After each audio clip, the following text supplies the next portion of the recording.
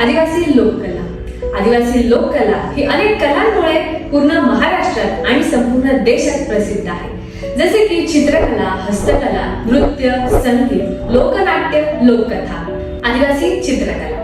या चित्रकलेत अनेक प्रकार असतात. संपूर्ण महाराष्ट्रात प्रसिद्ध जसे की वारली, गोंड, भिल्ल, कोरकू चित्रकला.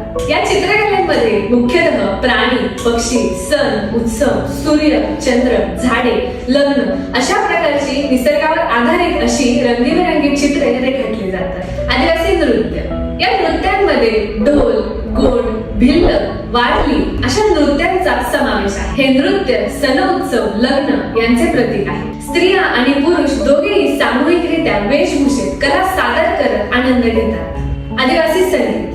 आदिवासी पारंपरिक संगीत म्हणजे निसर्ग, समाज आणि श्रद्धेचा आवाज. मानवी भावना आणि जमातींच्या संस्कृतीला शब्द, सूर आणि तालांच्या माध्यमातून अभिव्यक्त करतं. आदिवासी नृत्य हे संगीताशिवाय अपूर्णच असते. लग्नगीत, सणगीत, पर्जन्यगीत, शेतीगीत अशा गीतांचा समावेश असतो.